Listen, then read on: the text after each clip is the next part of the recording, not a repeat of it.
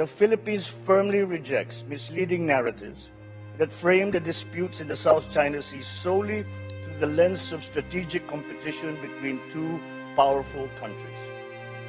No matter how the international situation evolves, China and ASEAN have maintained close exchanges and communication, respected each other's development path, and accommodated each other's major concerns. We cannot emphasize enough that actions, not words, should be the ultimate measure of our commitment to securing peace and stability in the South China Sea.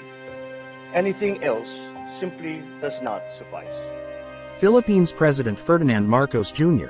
underscored the importance of producing a code of conduct in the South China Sea that is aligned with international law, including the 1982 United Nations Convention on the Law of the Sea. Marcos Jr. made the statement during the ASEAN-China Summit, held a week after several countries scorned Beijing for releasing a 10-line map that claims nearly the entire South China Sea, and a day after the newest incident of China's blocking the resupply mission to Ayungin.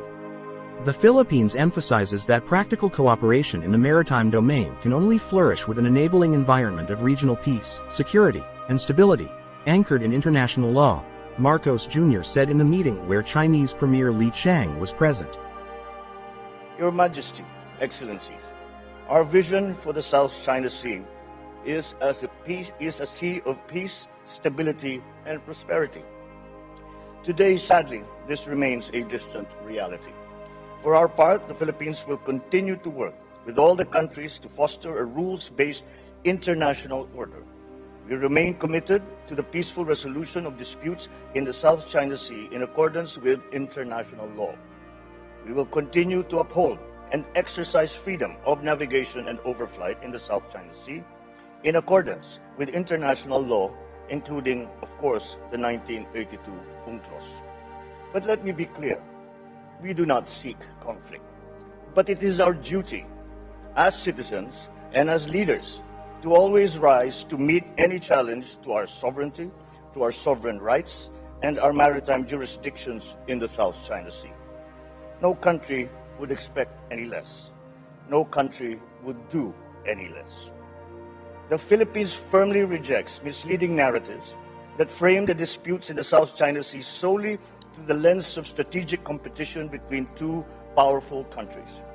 This not only denies us our independence and our agency, but it also disregards our own legitimate interests. We once more call upon all parties for self-restraint on activities that complicate disputes in the South China Sea.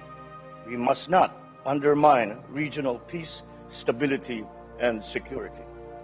We cannot emphasize enough that actions, not words, should be the ultimate measure of our commitment to securing peace and stability in the South China Sea.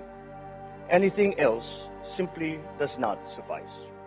We therefore seek your support for the operationalization of practical measures such as the ADMM guidelines for maritime interaction, which we envision will be expanded to our external partners in due time. The Philippines is also pleased to have hosted the second ASEAN multilateral naval exercise off Zambales and Bataan, and the 40th meeting of the JWD-DOC in Manila to expedite the negotiations for a substantive and effective code of conduct in the South China Sea. As tensions and mistrust between the great powers escalate, so too does the prospect of miscalculation that threatens to engulf the region with the severest consequences for all of us. It is imperative that we leverage the ASEAN regional architecture to serve as a diplomatic bridge that promises mutual understanding, strategic trust, and peaceful settlement of disputes. History will ultimately judge whether the supremacy of the rule of law prevails, ushering in an era where all nations truly stand as equals, independent and unswayed by any single outside power.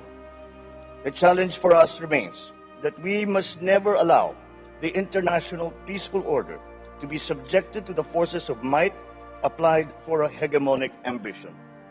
The future of peace rests now on how we together face this challenge to that peace. Thank you and good afternoon.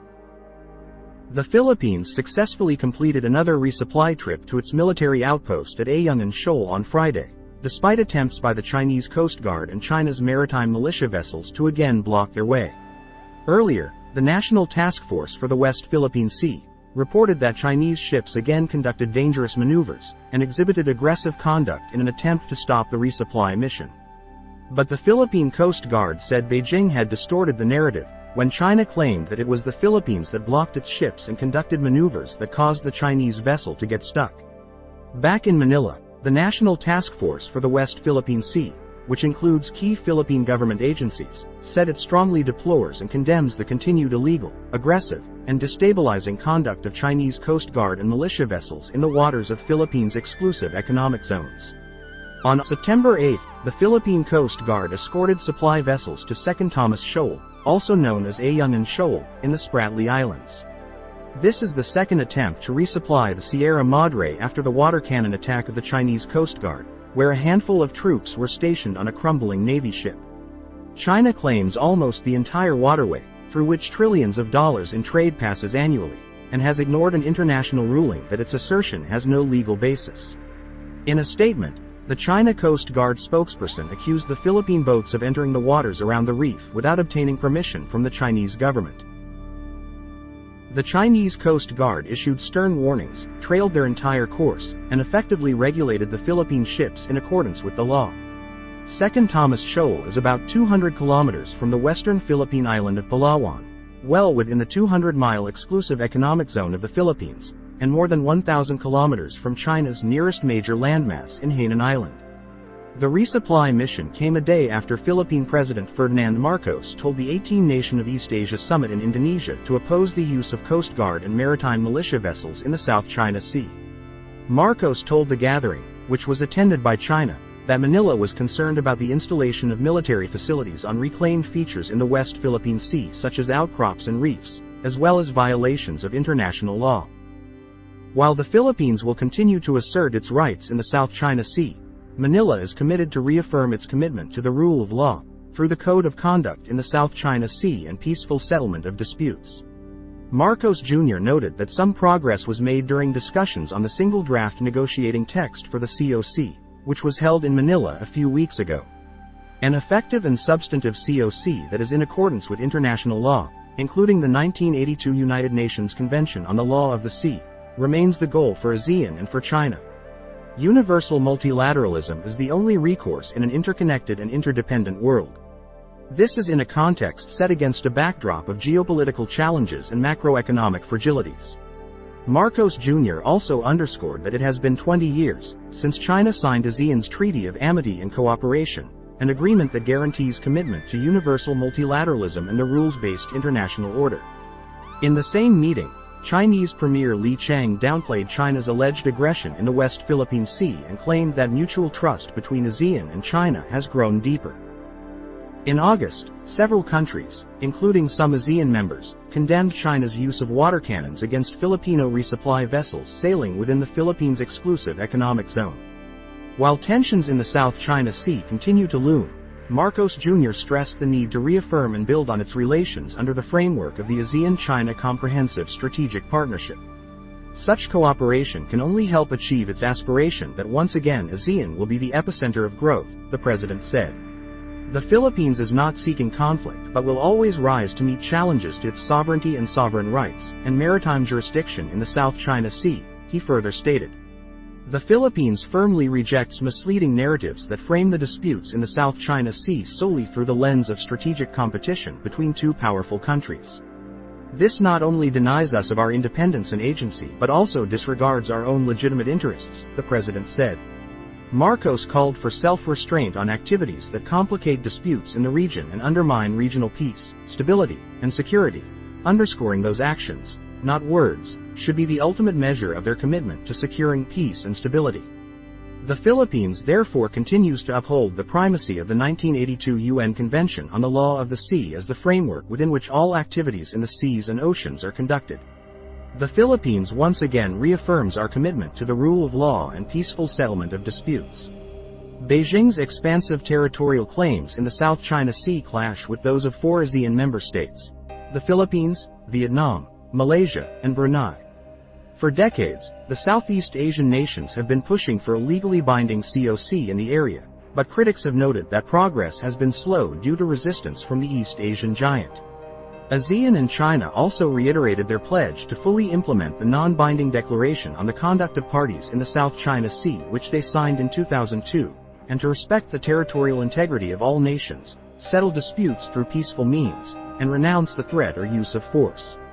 Such renewal of commitment came as tensions persist not only in the contested waters, but also in the Taiwan Strait and the Indo-Pacific region due to what observers described as Beijing's aggressive territorial posturing. The early conclusion of an effective and substantive COC that is in accordance with international law, including the 1982 UN Convention on the Law of the Sea, remains the goal for ASEAN and for China, the chief executive told the audience, which included other ASEAN leaders and Chinese Premier Li Qiang during the 26th ASEAN-China Summit. This was echoed by Malaysia and Singapore, which also pushed for the finalization of the COC during the meeting. Japan and South Korea also support the Philippines' call to urgently pass the Code of Conduct in the disputed area.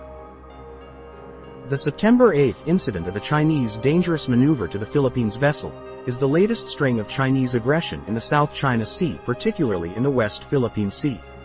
Last month, 2 Philippines resupply vessel was attacked by the Chinese Coast Guard with water cannons. 6 Chinese Coast Guard ships and 2 militia vessels blocking 2 Philippine Navy chartered civilian boats, taking supplies to the Philippine forces at 2nd Thomas Shoal. 1 supply boat was hit with a powerful water cannon by the Chinese Coast Guard, the Philippine military said. Only one of the 2 Philippine boats managed to deliver food, water, fuel, and other supplies to the Philippine forces guarding the shoal. In July this year, a Chinese Coast Guard ship cut off a Philippine patrol vessel carrying journalists in the disputed South China Sea, causing a near collision, as witnessed by the Associated Free Press team on board with another boat. AFP was one of several media outlets invited to join 2 Philippine Coast Guard boats on a 1,670-kilometer patrol of the South China Sea, visiting a dozen islands and reefs. The incident happened after the Philippine Coast Guard boats approached 2nd Thomas Shoal, where Philippine Marines were stationed in a rundown Navy ship grounded to assert Manila's territorial claim in the waters. As the 144-foot Malapascua neared the shoal, while a Chinese Coast Guard vessel more than twice its size sailed into its path.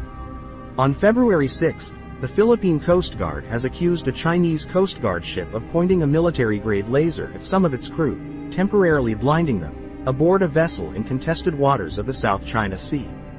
The Chinese ship illuminated the green laser light twice toward the BRP Malapascua, causing temporary blindness to their crew at the bridge. The Chinese vessel also made dangerous maneuvers by approaching about 150 yards from the vessel's starboard quarter. In February 2022, Australia alleged a People's Liberation Army Navy warship illuminated an Australian P-8A aircraft reconnaissance and anti-submarine warfare plane. As it was flying over the Arafura Sea, the body of water between Australia's Northern Territory and the island of New Guinea to the north. Waves of anger spread across the South China Sea and India this week, following China's publication of a new official map renewing its illegal claims to most of the sea and adding new claims along the east of Taiwan and the Indian border. This could also indicate that China also sees Japanese islands in the Ryukyus as its territory. The new map repeats the 9-line claims made by China and rejected by the United Nations Law of the Sea Tribunal, while also claiming new territory around Taiwan and to the north of India. This comes days after President Xi Jinping declared at the latest BRIC summit that hegemonism is not in China's DNA. China has put one new dash in the eastern section of the democratic island of Taiwan. Beijing sees Taiwan as a renegade province subject to reunification. Also, inside this 10-dash line are the entire Spratly Islands, which include the Kalayaan Island group. Since maps don't carry independent legal weight under the UN Convention on the Law of the Sea, China's overriding challenge remains the need to bring its South China Sea claims into conformity with international law. Privately, some Chinese interlocutors are conscious of the incompatibility between China's United Nations Convention on the Law of the Sea obligations and a maximalist interpretation of the 9-dash line as a territorial enclosure. They seek to reassure foreigners that China's claims extend to islands and other land features within the lines, as well as vaguely defined historical rights. Although the disputed islands and rocks in the South China Sea are now receiving unparalleled international judicial scrutiny, China's mapmakers can probably put away their dividers, safe in the knowledge that Beijing's new leadership will preserve the ambiguity about the full extent of their South China Sea claims which the dashed line affords.